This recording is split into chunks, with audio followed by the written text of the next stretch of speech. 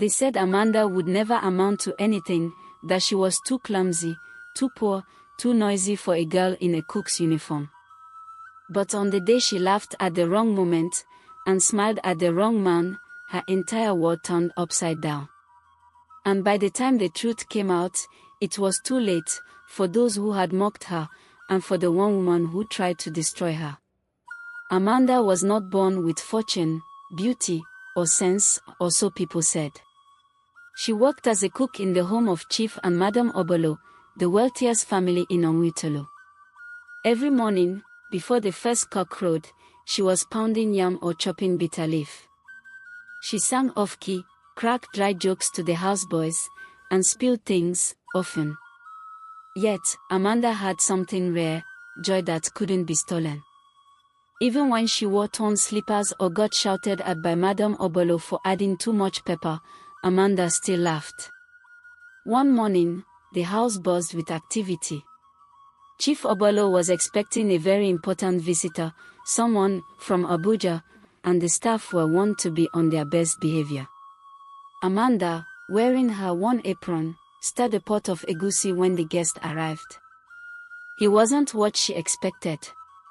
Young, clean-shaven, but with tired eyes. His agboda was expensive, yet he walked like someone searching for something beyond money. She greeted him with her usual bubbly energy. "Good afternoon, sir.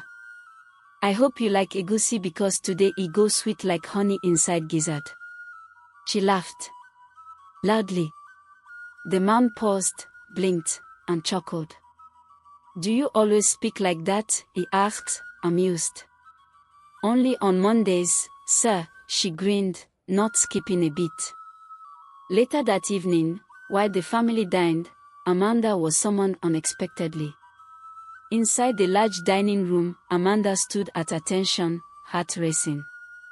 The visitor, whose name was Barrister Toba, pointed gently to her as she entered. "This is the cook," he asked. "The one with the honey gizzard talk." Amanda almost replied with another joke but stopped. The atmosphere felt strange. Chief nodded, smiling awkwardly. "She's unserious, but she cooks well," Chief muttered.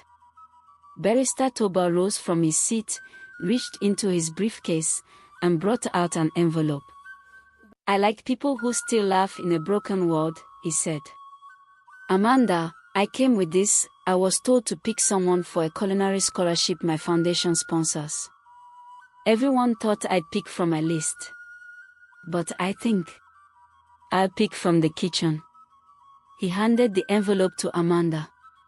The room froze. Madame Obolo's wine glass shattered as it dropped from her hand. The next day, the fire began. Madame Obolo, red-eyed and bitter, cornered Amanda in the kitchen. "You little ashawo. You seduced our guest, didn't you? Don't pretend. I saw how he looked at you. You think wearing a torn apron and wagging your big mouth makes you special." Amanda's hands trembled. She tried to speak, but the words died in her throat. The next morning, she was thrown out. Her clothes were flung into the muddy street. The scholarship envelope. Gone. Confiscated. "I said you should leave this house before I set my dogs on you," Madam shouted as neighbors peeked from behind wooden windows. Amanda walked away. Tears streaming.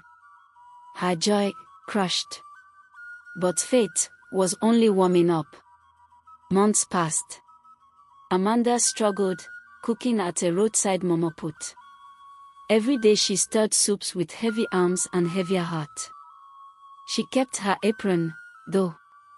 It reminded her of the day everything almost changed.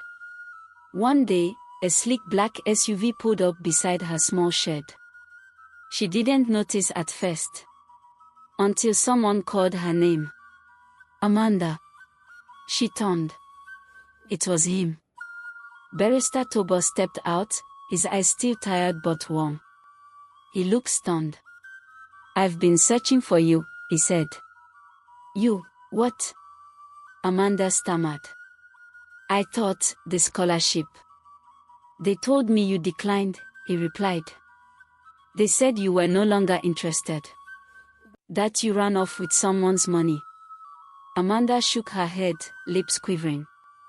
I never even opened that envelope. His expression hardened. They lied. He stepped aside, opened the door of the SUV. There's a culinary institute in Cape Town. You leave next week. Amanda gasped. But. No buts, he smiled. Except the one you have to sit on for a long flight. She laughed, a loud, silly laugh. Just like before. 3 years later, a television channel broadcast a grand event in Lagos. It was the unveiling of Nigeria's youngest culinary philanthropist and founder of Amanda's Table, a restaurant chain across West Africa. Amanda stood on stage in a custom Ankara chef coat. Cameras flashed. Her accent hadn't changed. Neither had her laugh. Someone in the audience whispered, "Wasn't she once a roadside cook?" Another replied, "Yes, but one man's kindness and one woman's jealousy made her unstoppable." Madame Obolo saw it too. On a TV in a hospital lobby, where she now worked as a cleaner. She didn't blink. She couldn't. Because as Amanda's speech ended, the final words rang like a verdict. To every woman mocked for dreaming, and to every girl told her laughter is foolish, laugh louder. Sometimes, it is your joy that attracts your miracle. Mine came disguised in a ruined evening and a broken envelope.